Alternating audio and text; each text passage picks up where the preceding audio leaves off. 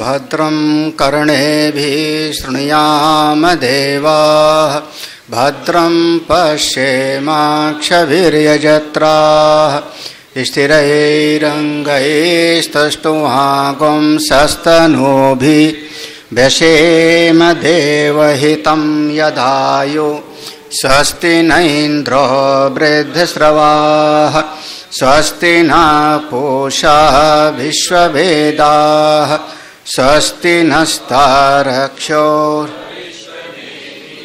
स्वस्ति नो बृहस्पतिर्दधातु ओम शांति शांति शांति। शंकरं शंकराचार्यं केशवं बादरायणं सूत्रभाष्यकृतौ वन्दे भगवन्तो पुनः पुनः। ईश्वरो गुरुरात्मेति मूर्तिभेदविभागिने व्योमवद्व्याप्तदेहाय दक्षिणामूर्तये नमः। मंत्र पढ़ते हैं एक बार। अथ हैन सौर्यायणी गार्ग्यापप्रच्छ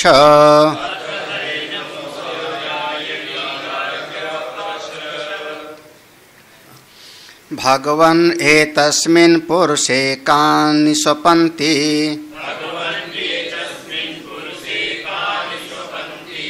कान्यस्मिन् जाग्रति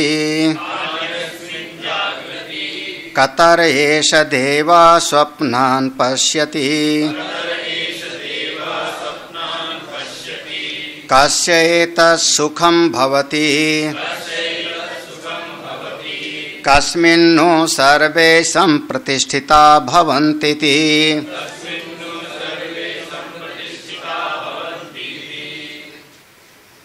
गार्ग्य ऋषि का नाम है, आचार्य हैं पिप्लाद ऋषि। उनसे पूछा है, हे भगवान, एक कौन है जो सुषुप्ति में अनुभव करता है, सुषुप्ति में कौन है जो जागृत अवस्था में अनुभव करता है, और कौन है जो स्वप्न देखता है।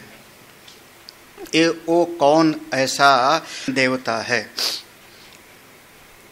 ये तीनों अवस्थाओं का खास करके सुषुप्ति, स्वप्न और जागृत, इनमें कौन देखता है।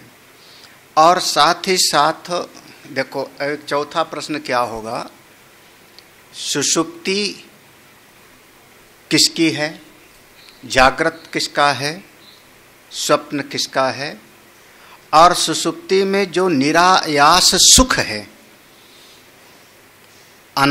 अबाधित सुख है, उसको कौन भोगता है।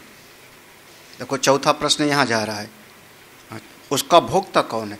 सुषुप्ति का अनुभव कौन कर रहा है और सुख का। सुषुप्ति किसकी है, वो पहला वाला था। कानि स्वपन्ति, किसकी सुषुप्ति है, वो पहला प्रश्न था। और चौथे प्रश्न में होगा, कौन सुषुप्ति में सुख का अनुभव करता है।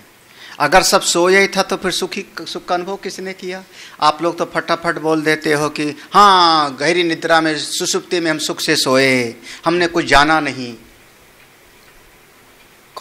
कौन सुख से सोया, अनुभव किस, भोक्ता कौन। बिना भोगे अगर बोलोगे, बिना भोक्ता के वह स्मृति नहीं बनती।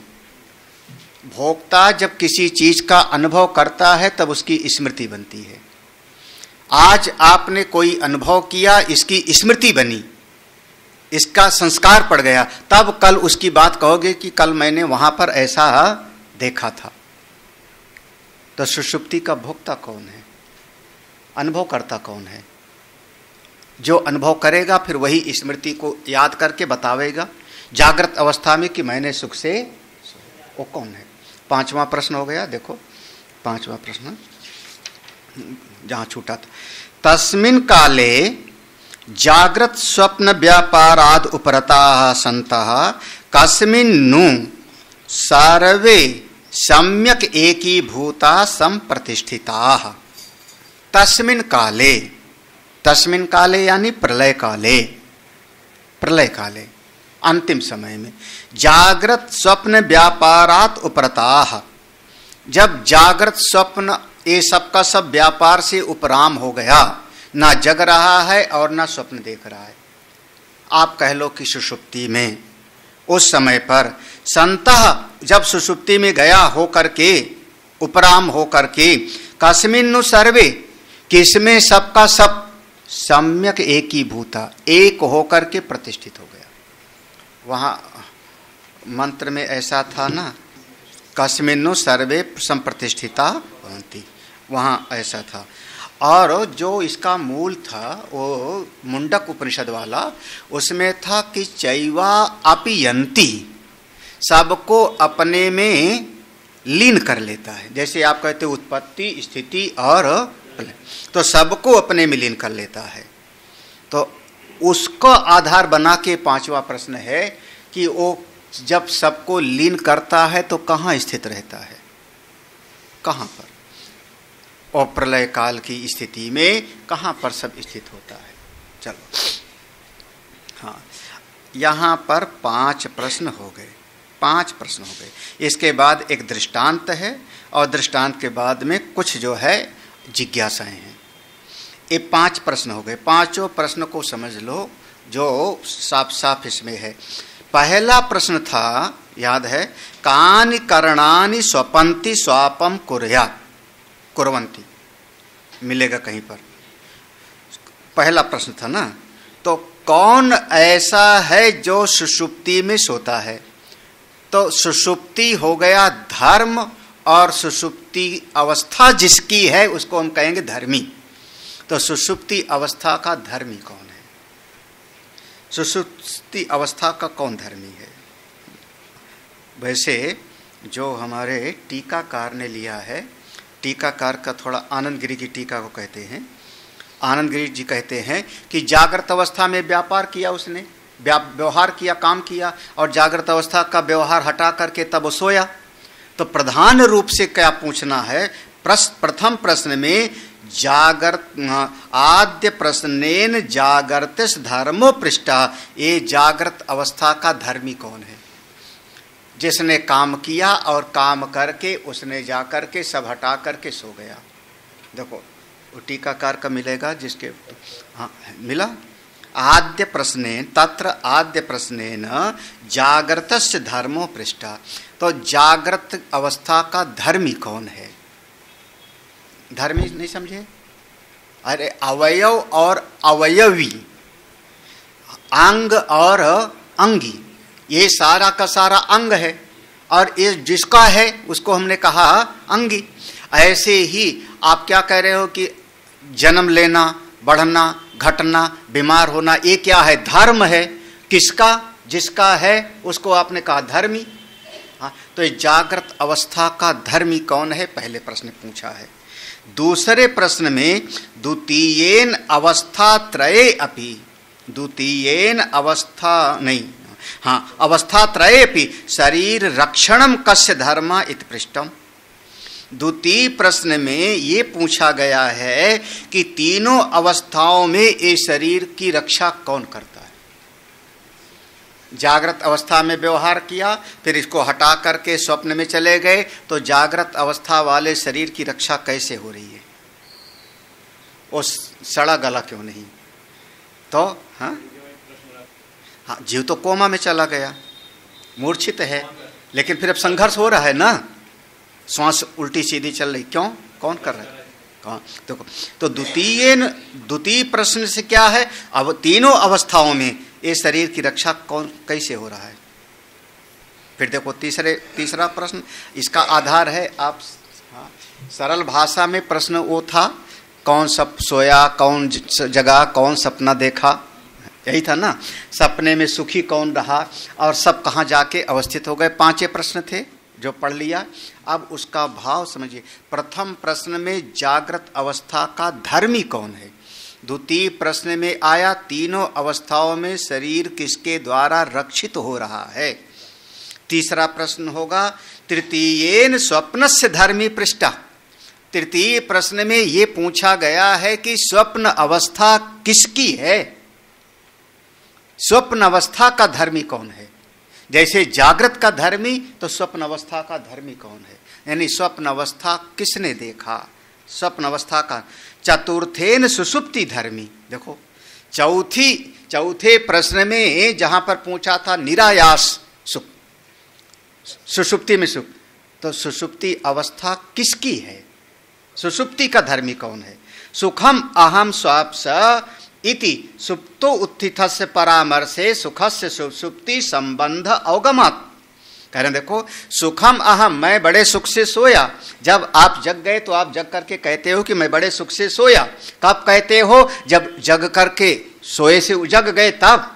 तो जब जग के बोलते हो कि मैं बड़े सुख से सोया, तो इसका मतलब वो भूत की कोई स्मृति तुम्हारे चित्त में है कि कुछ क्षण मैं बड़े सुख से सोया था। वो कौन है जो स्मृति को ला रहा है। तो सुषुप्ति अवस्था में सुख का भोक्ता कौन है, सुषुप्ति का धर्मी कौन है, ये चौथा। और 5वें प्रश्न में पूछा है पंचम प्रश्नेन अवस्था त्रय विनिर्मुक्तम अवस्था त्रय पर्यवसान भूमि रूपम तुरीयम अक्षरम पृष्ठम इति विवेका। 5वें प्रश्न में है तीनों अवस्थाएं जिसकी हैं और तीनों अवस्थाओं से जो अलग है। आश्रम मेरे हैं तो आश्रम से मेरा शरीर चिपक गया है, हाँ, नहीं तो हरिद्वार से आश्रम का, हरिद्वार के खंबे से शरीर चिपक जावे, फिर लखनऊ कैसे पढ़ाते। 5 आश्रम मेरा है और 5 आश्रम से मैं बिल्कुल अलग हूं ना। ऐसे तीनों अवस्थाएं जिसकी हैं, अवस्था त्रय, और तीनों अवस्थाओं से जो अलग है, हाँ, जो उसी में जाके समाप्त होता है, कौन, वो है तुरीयम अक्षरम। उसका विवेक हम कैसे करें, उसको कैसे अनुभव में लाएं, ये 5 प्रश्न हो गए। हाँ, अब भाषा में देखो जहां से छूटा था, दृष्टांत था मधुनी रसवत समुद्रम प्रविष्ट नद्यादिवच्चा विवेक अनरह प्रतिष्ठिता भवन्ति संगताः संप्रतिष्ठिता भवन्ति इत्यर्थः। कह रहे हैं देखो जैसे अच्छा गहरी निद्रा में, सुषुप्ति में हमारी सारी इंद्रियां जाकर के वहां सो गई, सारी इंद्रियां जाकर के सो गई गहरी निद्रा में, सुषुप्ति में, यही ना। वहां जो मुंडक उपनिषद में लिखा कि सब जाकर के उसमें लीन हो गई। तो कैसे लीन हुई, सुषुप्ति अवस्था में लीन कैसे हो गई, तो लीन कैसे हुई, वहां पर कैसे जाके सब मिल गई, उसका दृष्टांत दिया। जैसे 100 सैकड़ों पुष्पों का शहद मधुमक्खी ने एक में साके समा दिया, उसको हमने कहा शहद। कहां से निकाला, मधुनी रसवत, सैकड़ों पुष्पों का रस कहां मिलाया उसने, शहद। अब उसमें नीम का रस है कि नहीं, हाँ है, चलो अलग करके दिखाओ। एक गुलाब का शहद है, ये गेंदे का शहद है, ये नीम का शहद है, हाँ, उसमें सब मिला हुआ, अलग करके दिखाओ। उसको कहा विवेक अनरहा। अब बहुत सावधानी से समझना, भाष्यकार कहते हैं उसमें है ऐसी कोई मशीन अगर बने तो अलग अलग निकाला जा सकता है, हम मना नहीं कर रहे हैं, उसके पार्ट्स आप अलग अलग कर सकते हो अगर कोई ऐसी मशीन बने तो। आजकल लोग करते हैं। हाँ, अगर भाई कोई टेबलेट में कितना क्या क्या दवाई है अलग अलग उसका रिसर्च करते नहीं है, इसमें कितना यह है कि आपके सब पे लिखा होता ना, इतना कैलोरी, इतना प्रोटीन, इतना डी बी लिखा रहा होता है ना, तो अलग अलग करके देख सकता है। तो कोई ऐसी मशीन बने तो अलग किया जा सकता है, लेकिन आज हमारे विवेक में वो अलग अलग समझ में नहीं। देखो विवेक अनारहा, अनारहा माने अयोग्य, विवेक के अयोग्य। आज हम शहद देखते हैं तो हम चाहें कि उस शहद में से इतना अलग कर ले नीम का और इतना अलग कर लिया हमने गेंदे का, तो आज हम विवेक शक्ति से अलग अलग हम नहीं। हाँ अच्छा, खून से, हाँ खून में प्लेटलेट गिन लेते हैं, उसका जो है ग्रुप गिन लेते हैं, अलग अलग कर लेती मशीन, प्लेटलेट्स अलग कर लेती खून में से। हाँ चलो हमारे में से निकाल के दिखाओ तुम, मैं सुई चुभोता हूँ, इसमें से खून निकलेगा, तुम उसका जो है खून का अलग अलग करके दिखाना। तो देखो, तो जैसे शहद, दूसरा दृष्टांत दिया है समुद्रम प्रविष्ट नद्यादिवच्च, ये दूसरा दृष्टांत है। जैसे शहद का दृष्टांत दिया, समुद्र में सैकड़ों नदियां मिली, सैकड़ों नदियों का जल समुद्र में आया, लेकिन जब समुद्र में गया तो जल उसमें है, लेकिन अब हम विवेक से अलग अलग करना चाहें कि इसमें जमुना का जल है कि नर्मदा का जल है, तो आप उसका अलग अलग नहीं कर सकते हो। वैसे ही प्रतिष्ठिता भवन्ति संगता, वैसे ही ये सारी इंद्रियां आदि जितनी है ये सब उसमें जाके लीन प्रतिष्ठित हो जाती हैं। कहाँ? सुषुप्ति अवस्था में, प्रलय काल में। दोनों का यहाँ पर आधार लेना, सुषुप्ति अवस्था अथवा प्रलय काल। प्रलय काल में समष्टि में लीन हुआ, सुषुप्ति में, सुषुप्ति को हम नित्य प्रलय मानते हैं, और एक जो है नैमित्तिक प्रलय होता है। कारण क्या है कि वहीं, अब आगे का प्रश्न तभी समझ में आएगा, क्योंकि वहीं से फिर सारा का सारा निकलेगा भी तो ना भाई, जहां रखते हो, जहां रखोगे सामान निकालोगे तो वहीं से ना। तो सुषुप्ति में इंद्रियां गई, अब बताओ वहां सब मिल गई कि अलग अलग थी? क्योंकि जैसे जगे तो अब नेत्र अपना काम अलग करने लगा, कान अपना काम अलग करने लगा। जगने के बाद जगे तो वहां से फिर इंद्रियां निकली ना, इंद्रियां निकली तो वहां मिल गई थी कि अलग अलग थी? भाई आपने इतना सुना कि सारी सृष्टि सब का सब उत्पत्ति हुई, और जब ब्रह्मा का दिन होगा तो सब प्रलय में जाके लीन हो जाएंगे, ये सुना है। तो लीन हो जाएंगे, फिर सब सृष्टि होगी तो सारे जीव निकलेंगे, हिरण्याकश्यप और हिरण्याक्ष निकल आएगा वहां से, यही है ना। फिर अमुक अमुक सब देवता सब निकल आएंगे, निकल आएंगे तो वहां मिले कैसे थे फिर? और मिले थे तो निकले कैसे?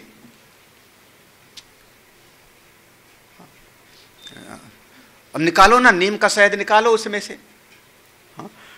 क्या मिले थे कि नहीं? प्रलय काल में ये सब जाके मिल जाएंगे या नहीं मिलेंगे? लेकिन वेद में लिखा कि सुषुप्ति काल, व्यक्ति सुषुप्ति काल, समष्टि का प्रलय काल में सब जाके वहीं पर लीन हो जाते हैं।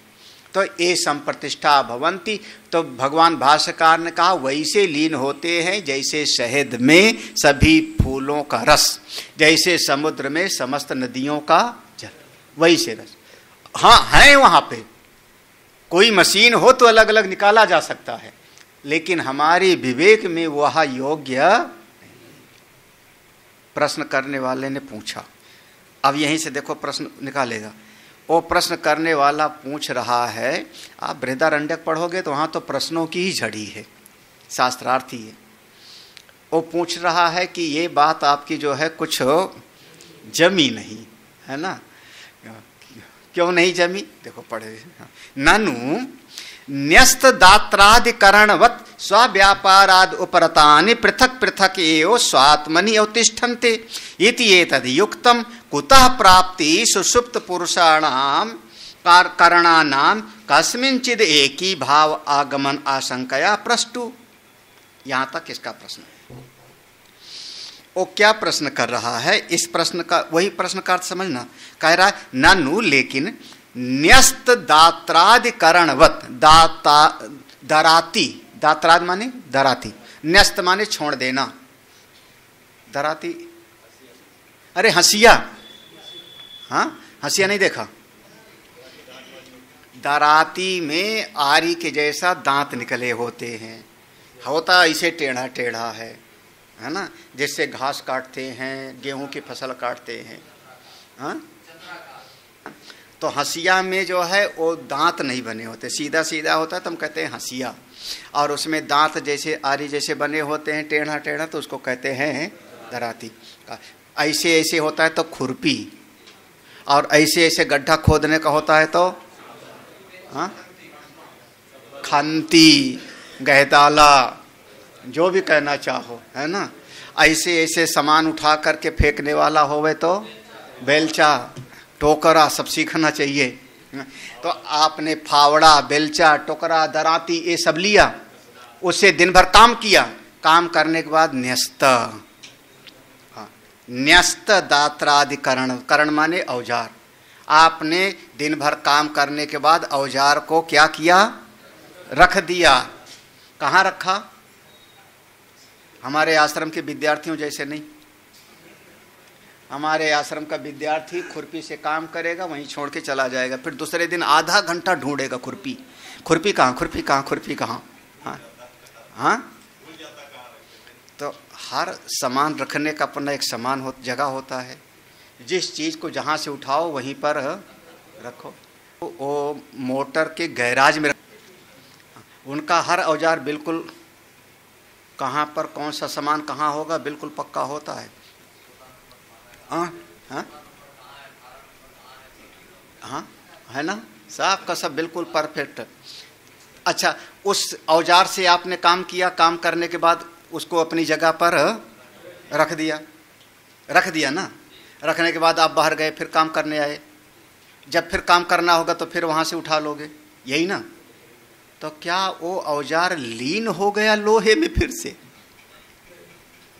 आपकी हंसिया जो बनी थी दराती लोहे से, आपने काम किया और वहाँ रख दिया, तो क्या वो लीन हो गया था? हाँ, यही मूल प्रश्न है। हाँ, मूल प्रश्न यही है, उसको गला नहीं दिया गया है ना। वहाँ पर प्रश्न, वहाँ जो है अपियंती, जो मुंडक उपनिषद में है, यानी लीन हो जाता है। लीन होना का कह रहे हैं न्यस्त, तो यही मूल प्रश्न आएगा।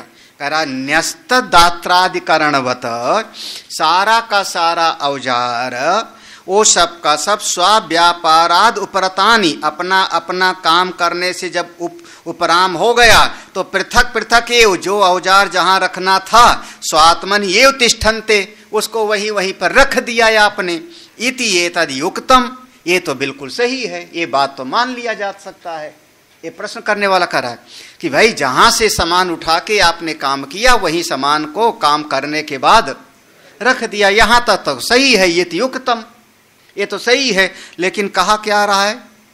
कुतः प्राप्ति सुषुप्त पुरुषाणाम, ये जो बात कही गई कि सुषुप्त जो सोया हुआ पुरुष है, करणा नाम कश्चित एक ही भाव, सबका सब सोए हुए पुरुष में जाके सबका सब एक ही भाव को प्राप्त हो गया।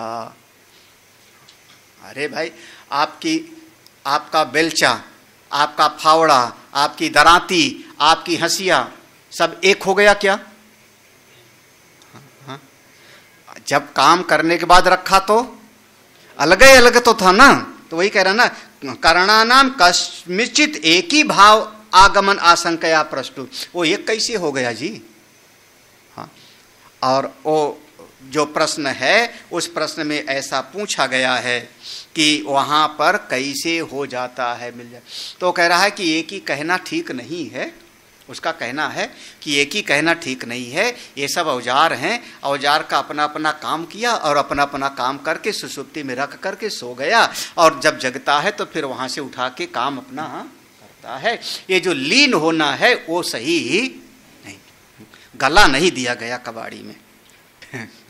तो उत्तर देखो साहब, युक्ता ये तू आशंका, ये उत्तर है यहां से, युक्ता ये तू आशंका, भाई तुम्हारी आशंका सही है, युक्त संगत है, हमने स्वीकार कर लिया।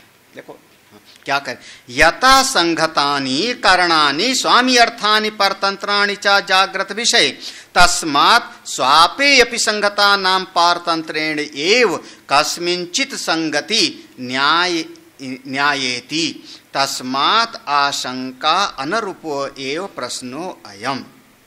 हाँ देखो, अब इस पंक्ति का अर्थ पता नहीं समझ पाओगे कि नहीं। उत्तर क्या है, ये प्रश्न उत्तर उपनिषद के हैं, सूक्ष्म से सूक्ष्म होगा। हल्के से कह दोगे सब उसी से पैदा हुआ, उसी में रह रहा है, उसी में जाके सब चला जाएगा। हाँ, ये हल्के से आप कह सकते हो, ये सब बहुत शुरुआती स्तर के हैं। क्या करें, यथा क्योंकि, पहला सिद्धांत समझो, संगतानि करणानि स्वामी अर्थानि।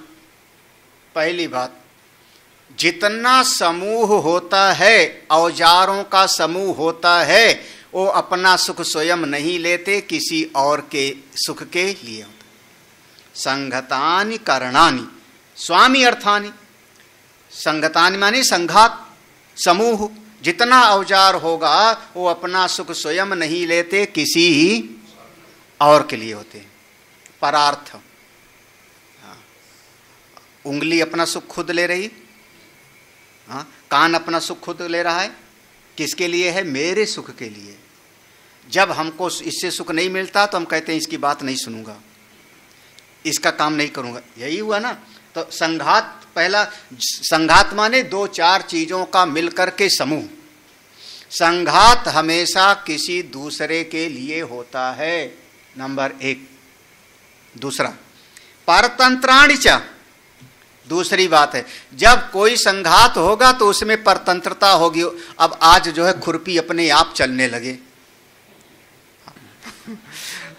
फिर तो किसी ओझा को बुलाओ, गुरुजी को बुलाओ, कोई ना कोई यहाँ पर है। देखो वो स्वतंत्र नहीं है, औजार जितना होता है वो किसी के द्वारा प्रयोग किया जाता है। परतंत्राणि च, ऐसे जागृत अवस्था में है तो जागृत अवस्था में इस बात को पक्का कर लेना, ये शरीर में जितने अंग प्रत्यंग हैं ये समूह है, ये सब के सब पहली बात क्या है, किसी के लिए हैं। और दूसरा, ये सब हम नहीं चाहते तो पाँव नहीं हिलाते, हम नहीं चाहते तो हम उंगली नहीं, उंगली से फोड़ी जाती है ना।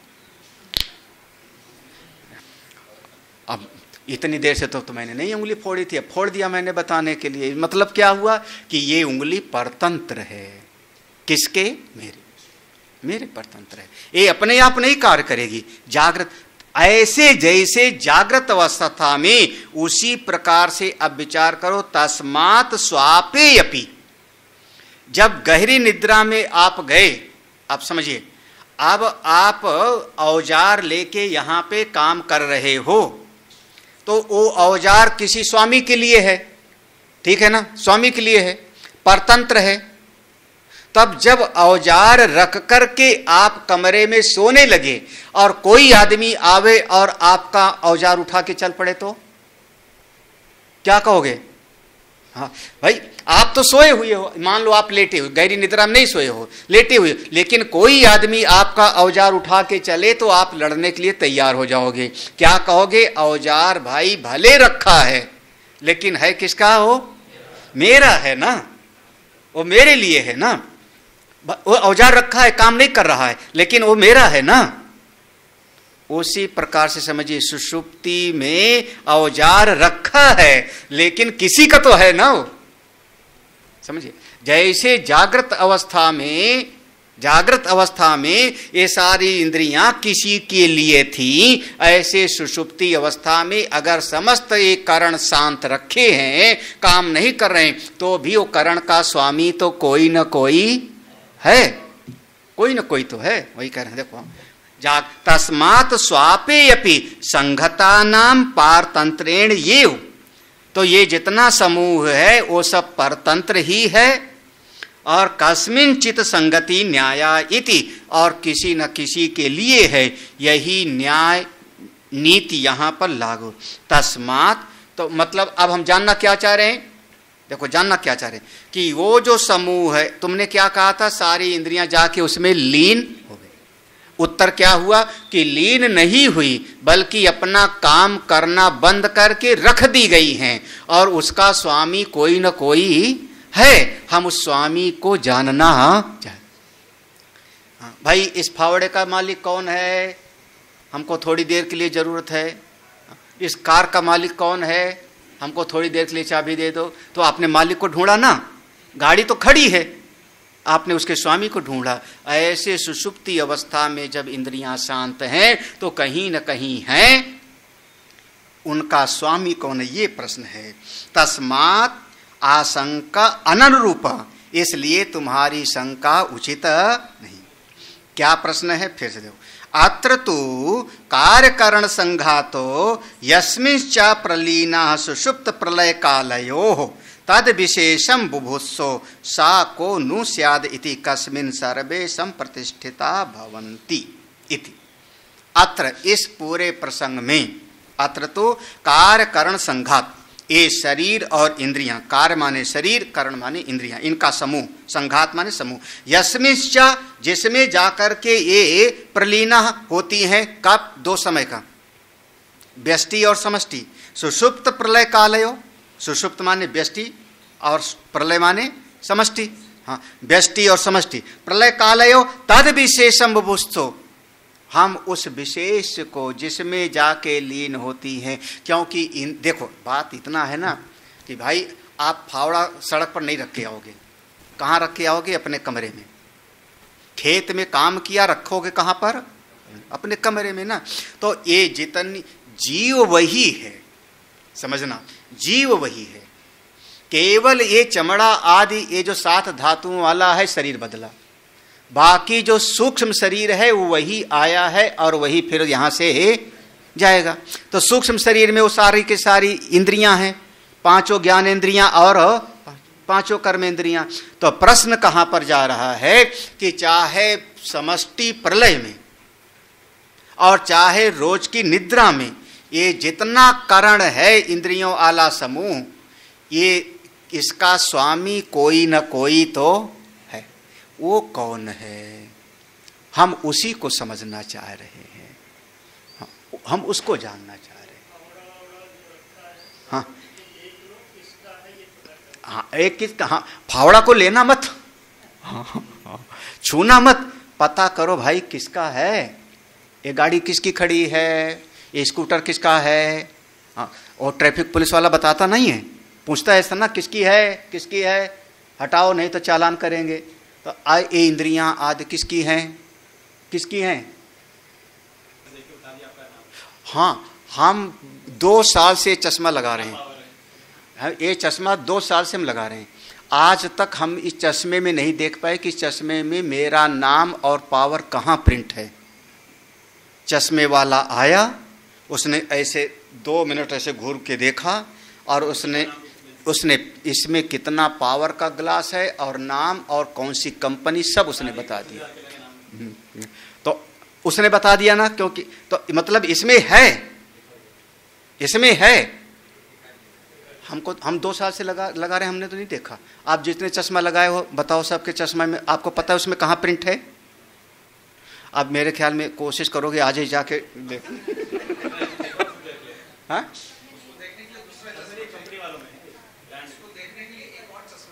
अब इसको देखने के लिए एक और चश्मा लगाना पड़ेगा। हाँ, लेकिन उसने अब इसमें है, मैं इतना कह रहा हूं इसमें लिखा है। हाँ हाँ हाँ, मान लो। तो वैसे ही ये जितना कार्यकरण संघात, हाँ, कौन, इंद्रियां आदि जहां जाके लीन हुई, वहां से निकल आई, ये किसकी है, इसका स्वामी कौन। क्योंकि समूह जितना संघात होगा किसी और के लिए होता है, परतंत्र होता है। तो ये सूक्ष्म शरीर में जो 19 अंग हैं, ये भी तो हो गया समूह, संघात हो गया 19 अंग, तो एक किसी और के लिए है। वो कौन है, कौन। आप सीधे मत कह देना जीव, हाँ, ऐसे कह दोगे तो गड़बड़। जीव माने क्या, हाँ, आ रहा होगा मन में ना, जीव, जीव माने का। हाँ, फिर हम पूछेंगे फिर जीव किसका है? हाँ, फिर कौन है वो? वही प्रश्न है। यहाँ प्रश्न पूरा हुआ।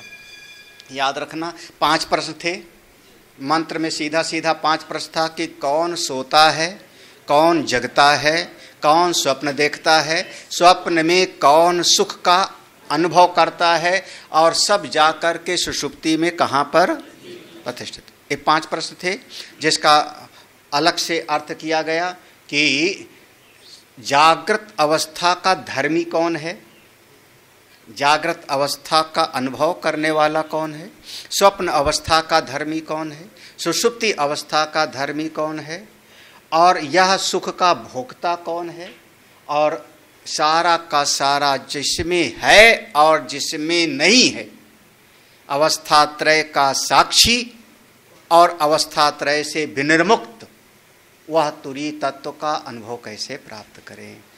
अब फिलहाल ये प्रश्न पूरा हुआ। अब उत्तर पढ़ते हैं। तस्मै सहोवाच यथा गार्गमरीचयो अर्कस्यस्तं गच्छतः सर्वा ये तस्मिन् तेजो मंडल एकी भवन्ति ता पुनः पुनरुदयता प्रचरन्ति एवं हा वै तत्सर्वं परे देवे मनस्येकी भवति तेन तरहीर्ष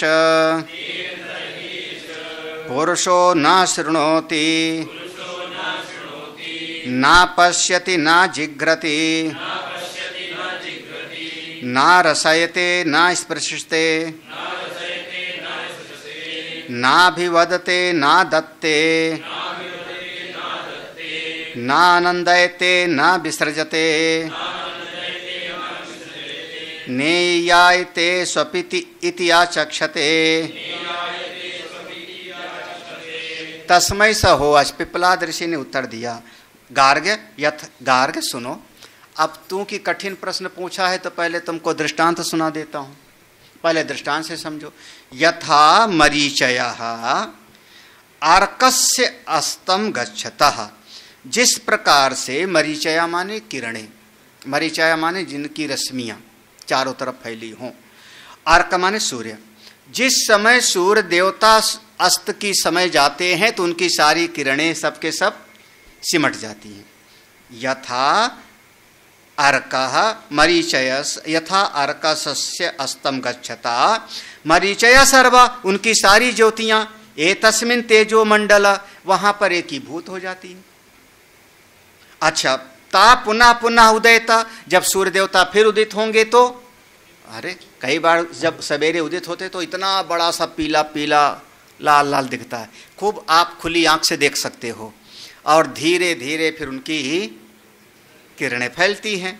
हाँ, पुनः पुनः उदयता प्रचरंती, उनकी किरणें फैलती हैं, अब फिर अस्त होंगी तो फिर पहले धीरे धीरे किरणों को समेटती हैं, इसीलिए सूर्यास्त के समय आप देख सकते हो, है ना। और कन्याकुमारी में तो बड़ा उसका लिए भीड़ इकट्ठी होती है सूर्योदय और सूर्यास्त को देखने के लिए। हाँ, तो अब सूर्योदय हुआ, किरणें फैली, है ना, सूर्यास्त हुआ, वो किरणें खत्म हो गई थी क्या? खत्म नहीं हुई थी, बल्कि उसी में समा गई। उसी प्रकार से, उसी तरह से, उसी तरीके से, हाँ हाँ हाँ, ता पुनः पुनः उदयता प्रचरंती एवं हा वै, हाँ एवं हा, इसी प्रकार से तत्सर्वम, उसी प्रकार से ये जो परम देवता है भीतर ना, ये मन के भीतर सभी किरणों को समेट लेता है। मनसी एक ही भवती, मन में सभी को समेट लेता है। और जब मन में सबको समेट लिया तो अब आँख देखती नहीं, कान सुनता नहीं, हाथ हिलता नहीं, पाँव चलता नहीं, जीवा चखती नहीं, वाणी बोलती भी नहीं। हाँ, सब समेट करके अब लेट गया, जब लेट गया तो सो गया। तेन तरही एस पुरुष, तब इस प्रकार से जब वो आदमी लेट गया तब, और सब किरणों को समेट लिया अपनी, तब क्या कहते हो, एस पुरुषो न शृणोति।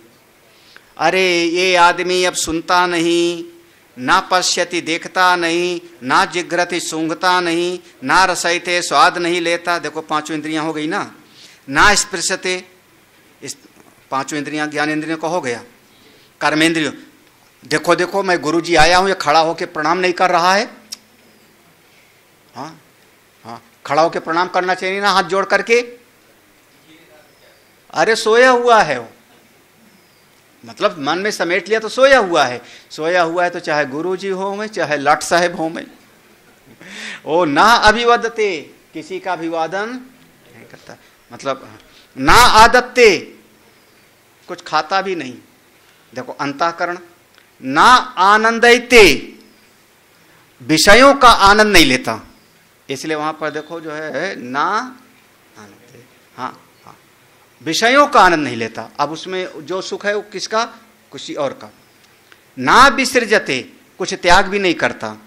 ना यायते, कोई चेष्टा नहीं करता, कोई परिश्रम नहीं करता। यायते माने परिश्रम, मतलब क्या कहना चाह रहे हो, बोले स्वपति इति, सो गया है, सो गया है, यही ना, स्वपति इति आचक्षते, अब वो सोया हुआ है। चलिए देख लो भास। तस्मै स होवाच आचार्य, उनको आचार्य प्रहलाद ने कहा, श्रृणु हे गार्ग्या, हे गार्ग सुनिए, यत् त्वया पृष्ठम, जो तुमने पूछा है, यथा मरीचयो रश्मयो, मरीचयो माने रश्मियाँ, जैसे सूर्य देवता की रश्मियाँ, अर्कस्य आदित्यस्य, अर्कस्य माने सूर्य देवता, सूर्य देवता की रश्मियाँ, अस्य तम दर्शनम गच्छतः, आदित्यस्य तम दर्शनम गच्छता, वो धीरे धीरे सूर्यास्त हो रहा है। तो सर्वा अशेषतः, जितनी उनकी रश्मियां थी सबकी सब, ये तस्मिन तेजो मंडले, ये सारा उनका तेज फैला था पूरा दिन, लेकिन पूरा का पूरा तेजो राशि रूपे की भवंती, उन्होंने अपनी सारी प्रकाश की रश्मियों को समेट लिया तो तेजो राशिमय हो गए, यानी सबको अपने में समेट। हाँ, अरे ऐसे कह सकते हो, क्या हो गया, राष्ट्रपति शासन। राष्ट्रपति शासन में क्या हुआ, सारी शक्तियां हाँ एक में समेट गई ना, उसी प्रकार से हाँ एक ही भवंती। एक ही भवंती माने फिर वही आखना, वहां पर भी वो किरणें हैं, अल्ट्रा वायलेट होंगी, है ना, और उस 5-7 तो आप जानते ही जानते हो, लाल पीला नीला हरा काला बैगनी, हाँ बहुत सारी होंगी उसमें, बहुत सारी हैं, है ना। उन सबको समेट लिया ना उसने, सूर्य देवता ने, हैं उसमें, कल निकल आएंगी, हैं उसमें, लेकिन आप अलग अलग करके, हाँ वो कब, वो बताते हैं कि जब बादल वर्षा हो रही हो, सूर्य देवता भी निकल आवे, तो पानी की बूंदों से इंद्रधनुष दिखाई पड़ जाता है, लेकिन हमको ऐसे आंख से तो आज तो भी नहीं दिखाई पड़ रहा है, तो इसको कहा विवेक के अयोग्य। देखो हैं उसमें, हाँ, विवेक अनाहरत्वम विशेषताम गच्छन्ति, सूर्य देवता में समस्त रश्मियां जाके समा गई, लेकिन अलग अलग हमको समझ में अब नहीं।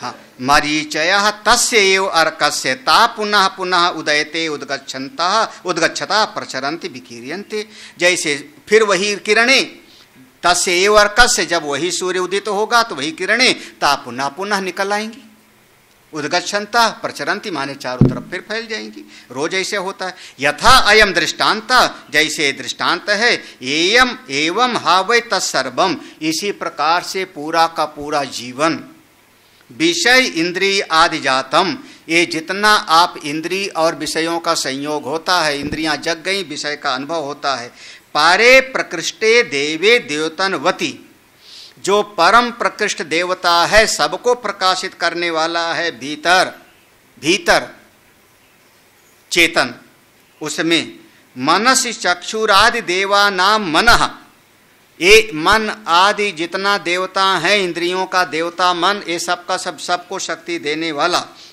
मनसी, मन में, मनस माने मन में, चक्षुर आदि देवा नाम, जितनी ये इंद्रियां आदि देवता हैं, नेत्र आदि, इन सबको वहीं पर, क्यों, मनस्तंत्रत्वात्, क्योंकि सारी इंद्रियां मन के अधीन हैं। हाँ, तो ये मन ही कौन है? वो देवता है। वहां पर मंत्र में ऐसा शब्द है ना कि परे देवे, मंत्र में परे देवे है। तो परे देवे माने परे माने प्रकृष्टे, देवे माने मनसी। क्यों? ये मन ही चेतन प्रकाश दे रहा है। देवतनवती मनसी, क्यों? किसको प्रकाश देता है मन? चक्षुरादि देवानाम। तो ये सारी इंद्रियां जो हैं वो मन के अधीन है, इनको वही शक्ति देता है। तो जो उनकी शक्ति देता है उसी में सब जाके समा जाती है। हाँ, तो मनस तंत्रत्वात् परो देवो मनः तस्मिन् स्वप्न काले की भवति। तो ये जितना इंद्रियां आदि हैं उसी मन में जाकर के हाँ स्वप्न काले, यहाँ पर स्वप्न शब्द है ना, यहाँ पर स्वप्न शब्द का अर्थ वहाँ पर सुषुप्ति लिया है कि स्वप्न लिया है? मनः तस्मिन् स्वप्न काले, स्वप्न काल में एक ही भवति, स्वप्न में भी वो मन में जाके समा गया। अब इसको इस तरीके से, क्योंकि उसी मन ने इंद्रियों को शक्ति दिया तो जागृत अवस्था में अनुभव किया, फिर मन जग रहा होगा तो वहाँ नई इंद्रिय बनाता है। कहाँ पर? स्वप्न काल में नई इंद्रिय बनाएगा, वहाँ स्वप्न का अनुभव करेगा और फिर उस नई इंद्रियों को भी अपने में समेट करके सो जाएगा, तो आप कहोगे सुषुप्ति। हाँ, लेकिन आगे जो है चूंकि स्वपिति शब्द है ना लास्ट में, ये सोया हुआ पुरुष, तो स्वप्न काल में ऐसा किया, मन में गया, फिर वहाँ स्वप्न देखेगा। फिर हाँ, मंडले मरीचिवत अविशेषताम गच्छति। मंडले जैसे इस यहाँ पर जो समस्त जो अलग अलग किरणें थी, रंग थे, सब एक में समझ गई, उसी प्रकार से सब इंद्रियां, आंख कान आदि सब एक में जाके समा गई। कह रहे जी जागरिशोश्च रश्मिवत मंडलात् मनस येव प्रचरति स्वाव्यापाराय प्रतिष्ठते। जी जागरिशो, जब जागने की इच्छा वाला होता है, जब जागने की इच्छा वाला हुआ तो रश्मिवत मंडलान, ये जितना उसकी अपनी किरणें होती हैं रश्मियां, वो सब मनस ये प्रचरति, मन से ही फिर से फैलना शुरू हो जाती। प्रचरति माने हाँ, भाष्यकार ने स्वप्न काल शब्द दिया है ना, तो स्वप्न भी ले सकते हैं, सुषुप्ति भी ले सकते हैं, लेकिन अभी भाष्यकार का शब्द है स्वप्न काल को लेना है तो इस दृष्टि से कि स्वप्न काल में मन फिर से वहाँ पर कल्पना अपनी इंद्रियों को शक्ति देने लगता है और फिर वहाँ से समेट के सुषुप्ति में जाएगा। जागृत से स्वप्न में, फिर स्वप्न में से सुषुप्ति में, लेकिन स्वप्न में भी वो समेट लेता है। अच्छा, जब जागने की जी जागरसो, जब जागने की इच्छा वाला हुआ तो रश्मिवत, वो जिसमें समस्त रश्मियां हैं, मंडलान मनस एव, उसी मन के द्वारा ही प्रचरति, अपना अपना काम करने के लिए तैयार हो जाती, स्वाव्यापार है। यस्मात्, क्योंकि स्वप्न काले श्रोत्रादीनि शब्दादि उपलब्धि करणानि मनस ये की भूतानि इव कारण व्यापाराद उपरतानि तेन तस्मात् तरहि तस्मिन् स्वाप काले। हाँ, एष देवदत्त लक्षण पुरुषो न शृणोति न पश्यति न जिघ्रति न रसयते न स्पृशते न विवदते न दत्ते न आनंदयते न विसृजते न ईयायते स्वपीति इति आचक्षते लौकिकाः। यस्मात्, क्योंकि स्वप्न काले जब ये जीव सोया, श्रोत्रादीन शब्दादि उपलब्ध, ये श्रोत्र आदि जो कौन, कान आदि पांचों ज्ञानेंद्रियां क्या थे? पांचों विषयों की उपलब्धि कराने वाले थे। शब्द, स्पर्श, रूप, रस, गंध, इसकी उपलब्धि कराने वाले थे। तो उपलब्धि कराने वाले जो इंद्रियां थी, ये सब के सब मनस ये की भूतानि, सब के सब मन में चली गईं। और जब चली गईं तो कारण व्यापारात उपरतानि, सारे करण का व्यापार काम अपने आप शांत हो गया। अब आंख आदि सब शांत हो गई। तस्मिन् स्वाप काले, तो उस समय वास्तव में यहाँ जहाँ जहाँ स्वाप शब्द है उसको आप सुषुप्ति भी ले लो। टिप्पणीकार ने किया है, देखो टिप्पणीकार ने किया, सुषुप्ति स्वप्नौ एकीकृत्या स्वाप काल। हाँ, टिप्पणीकार ने उसको किया सुषुप्ति स्वप्नौ एकीकृत्य। सुषुप्ति और स्वप्न दोनों को एक मान करके भाष्यकार ने ऐसा यहां पर स्वाप शब्द प्रयोग किया है। हाँ, दोनों को एक मान लो, दोनों को। हाँ, तो तस्मिन स्वाप काले, जिस समय अब सोया उस समय एस देवदत्तादि लक्षणा, ये जो देवदत्त सोया हुआ है ये ना शृणोति, अब सुनता नहीं क्योंकि सो गया है। ना पश्यति, देखता नहीं, ना जिग्रति ना रसयते, अब देखता नहीं, सूंघता नहीं, अब रस नहीं लेता, छूता नहीं किसी को, प्रणाम नहीं करता, ना आदत्ते खाता नहीं, ना आनंदते विषयों का भोग नहीं करता, ना विसर्जते त्याग भी नहीं करता, ना ही आयते कोई बहुत प्रयत्न मेहनत नहीं करता, माने स्वपीति इति आचक्षते। तो लौकिका, दुनिया में लोग क्या कहते हैं, अब ये आदमी सोया हुआ है। जैसे सूर्य देवता की रश्मियां निकलती हैं वैसे भीतर समझिए कि आपके रश्मि मंडल का समूह है। वो जागृत अवस्था में इंद्रियों के द्वारा निकलता है, अपना काम करता है और सब समेट करके चला जाता है मन में। सब समेट के मन में गया और आप गहरी निद्रा में जाके सो गए। जब सो गए तब आप क्या, सोया और मरा बराबर है ना। फिर आप चाहे आप उसके सामने बढ़िया बढ़िया कुंभकर्ण होगा तो रसगुल्ला की सूंघ करके जग जाएगा, बाकी तो हमारे सामने आप मिठाई भी रखो तो भी नहीं जगेगा, है ना। ना सूंघता है, ना देखता है, ना खाता है। ओम पूर्णमदः पूर्णमिदं पूर्णात् पूर्णमुदच्यते पूर्णस्य पूर्णमादाय पूर्णमेवावशिष्यते। ओम शांति शांति शांति। हरि ओम। श्री गुरुभ्यो नमः। हरि ओम।